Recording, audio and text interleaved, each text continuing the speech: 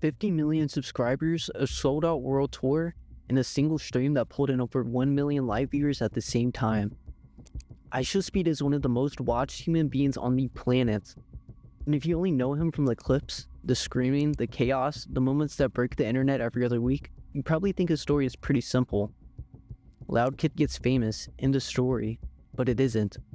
Because behind all of it, behind every viral moment, every million viewer stream, every sold out show is a story that almost never happened at all.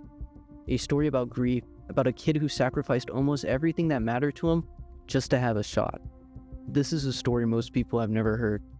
Before he became the most chaotic human being on the internet, IShowSpeed was just a kid from Cincinnati, Ohio. Not exactly the city you picture when you think about global internet superstars, but January 2005 is when Darren Watkins Jr. is born. And instead of a nice upbringing featured with luxury and famous uncles like other celebrities, for Darren as a child is when it gets real. Because Speed didn't grow up in some picture-perfect household. His parents split when he was young. His mom won the custody battle, and his dad packed up his things and moved all the way to Michigan. And just like that, his dad is gone. Not gone forever, but gone to Michigan, hundreds of miles away. A lot of people in that situation go quiet. They pull back. They shrink. And there's studies to back this up. Researchers at the University of Illinois found that divorce in children commonly leads to social withdrawal, pulling away from friends, from family, from the things that used to bring them joy. But for Darren did the exact opposite. Darren found passion. I came around, I was 4 or 5, 6. I played sports my whole life, so I always had it in me. Basketball, football, didn't matter which one, just give him something to do he enjoyed, and he was going to go harder than everyone else in the room. This is me right here, chat, actually, and these are my American football highlights right here. That's right here, number 15 right here, look at me. Number 15 right here, chat. And if you talk to me, this is exactly what the f I do to you right here, chat. If you talk right here, it's exactly what the f I do to you.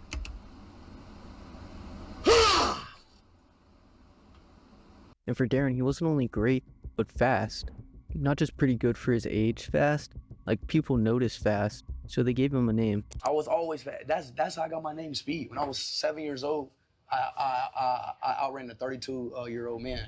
And fast forward to 2017, Ninja just played Fortnite with Drake and Juju Smith, an NFL star, while live streaming on Twitch. Bandits!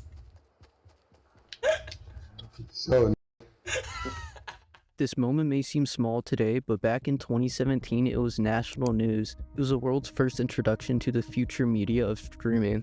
And it was this moment when the idea of someone sitting in front of a camera, playing games, and the whole world watching, that was becoming real. And Speed notices, and he does what most kids his age would do. He watches what happens and gets inspired.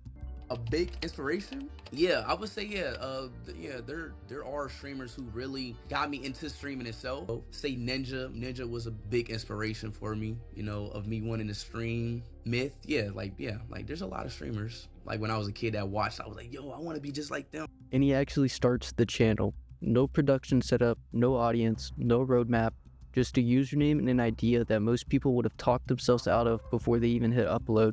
And his first video goes up, and it was what you can expect from someone his age, just clips of him and his friend playing Fortnite.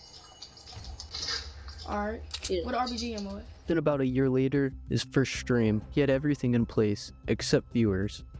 Life changed. I sparked that first stream up. I gained 2 viewers, or was it one? It was the one of 2 viewers. 1, maybe 2. At him not knowing how to use YouTube, you can imagine being 12, 13 years old, you started your channel, you showed up, you pressed go live, and nobody came. Most people quit there. That's just the truth. The moment it stops feeling like a dream and it starts feeling like embarrassment. Most people close the laptop and never open it again, but Speed kept streaming. To 1 person, maybe 2. Because here's the thing about someone like Speed. Giving up was never really in the vocabulary. Now around this time, the NBA 2K community was a different kind of place. We're talking toxic. Raging wasn't just tolerated, it was celebrated. Throwing controllers, screaming at the screen, full meltdowns over a missed layup, that was the content. That's what people clicked on. That's what people shared. I was in Vegas for 2 days and you wasn't here. You're a f***ing internet thug. Shut the And Speed, still barely a teenager, is watching all of this, taking notes. Most kids his age are just playing the game. Speed is studying the audience. He sees what performs, he sees what gets shared, He sees what makes people stop scrolling and he makes a decision. I'm going to become exactly that. So he starts posting clips, him raging on 2K. He was lagging. You're not going nowhere, nigga. You. Stop talking. You keep You talking. was lagging. Bro, Yo, you Bro, manager. shut up. Shut the up. Bro. Shut the Hey, manager. stop it. I'll Nigga. f you up. Stop You it. not do shit, nigga. You not do shit. Shut up. You not gonna do shit. And look, some of it was real, the motion was always there, but most of it wasn't. He was staging it, faking the moments, performing the chaos.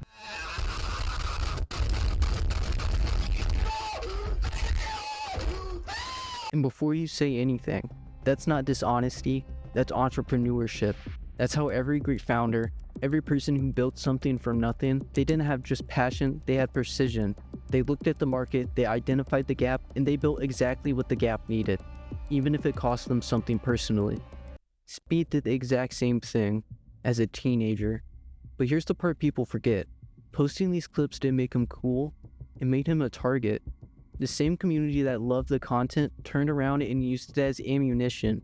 Comments, mockery, straight up bullying. And he knew what was coming, he posted anyway. That's the part that separates the people who talk about having a dream from the people who actually chase one. The willingness to be laughed at, to be mocked, to hand people the exact ammunition they're going to use against you, because you can see further down the road than they can. Speed wasn't going viral by accident, he was engineering it, brick by brick, clip by clip, comment by comment. But it wasn't until December of 2020 when everything had changed. One clip gets 250,000 views, and a clip that size doesn't just stay with the people who are looking for it, it travels. And this one traveled all the way to Michigan, to his dad. The same dad who moved out when Speed was just a little kid, the same dad who had been states away for years. He sees the clip, and he decides to show it to IShowSpeed's mom. What the fudge, bro? Like, this, why is this happening right now, bruh? I don't understand, bruh. Like, what the fuck? Mommy!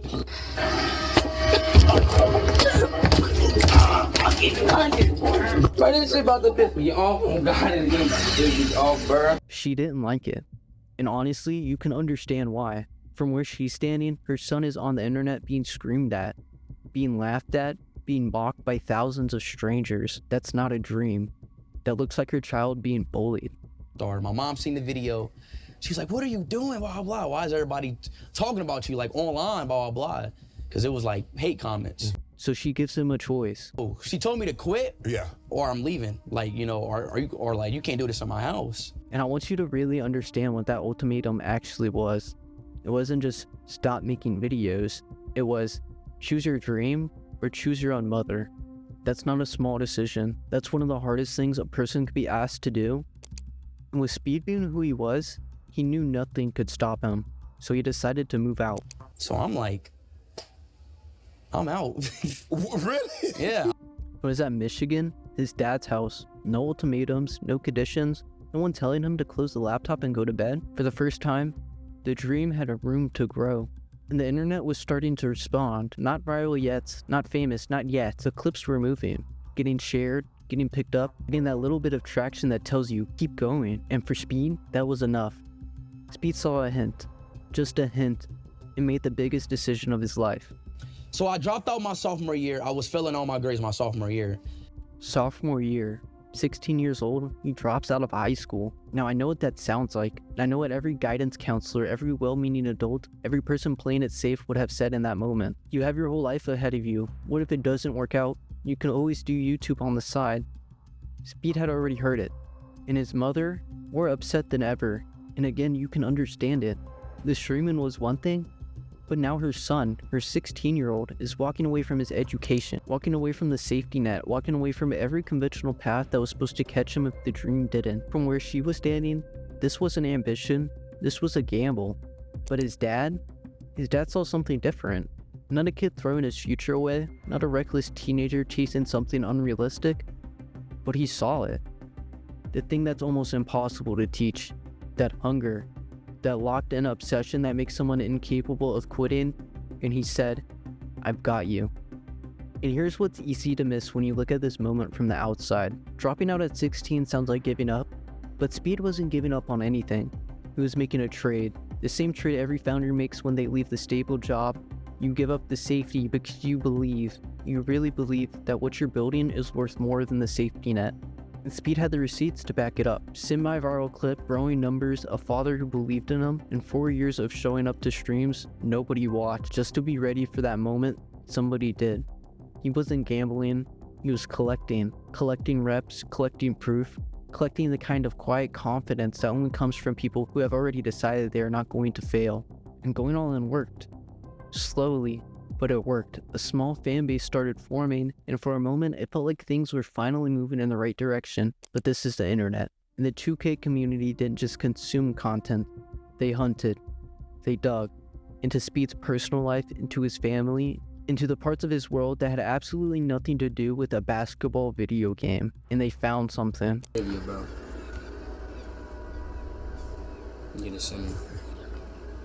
Yo, my uncle in heaven give your auntie that raw dog. I need you to actually think about this, not just hear it, think about it. You are a teenager, you have already given up more than most adults would ever be willing to give. You left your mother, you left your school, you left every conventional safety net because you believed in something most people told you was stupid. And on top of all of that, you are grieving. Someone in your family is gone, and strangers on the internet found out, and they are using it. Not once, not in one comment, but constantly. Every stream, every clip, every time he went live, it was there. People laughing, people taunting, people taking the most painful thing in his personal life and turning it into a punchline for their own entertainment. But here's what makes this moment the most revealing part of this entire story. Speed kept streaming. And not just streaming, but performing. Even in those clips, the ones where the audience was actively tearing into him over something that devastating, he still gave them the show. He still raged, he still performed, he still delivered exactly what he had trained himself to. Because he understood something most people never figure out. The audience doesn't deserve your best, but the dream does. And people responded. Even the bullies, even the ones who came to mock, couldn't help but clip it. They couldn't help but share it, and eventually those clips landed up on TikTok. And TikTok didn't know the backstory. TikTok didn't know about the aunt, the bullying, the dropout, the move to Michigan, the one viewer. TikTok just saw a kid with the most unhinged, electric, completely unfiltered energy that they had ever seen on a screen, and they sent it everywhere. It was almost overnight when Speed went viral. In the first day, 300,000 subscribers.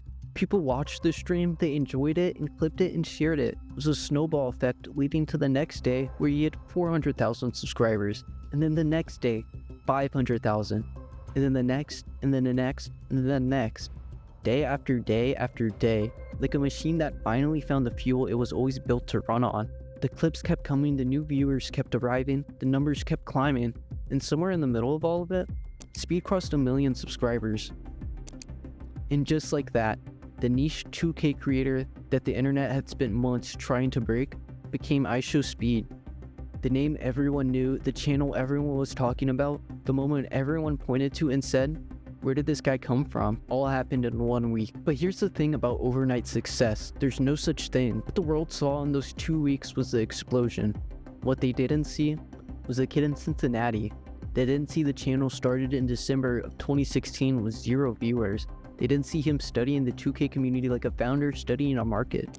They didn't see him perform through grief, stream through humiliation, show up through every single thing the internet threw at him, and still deliver the show.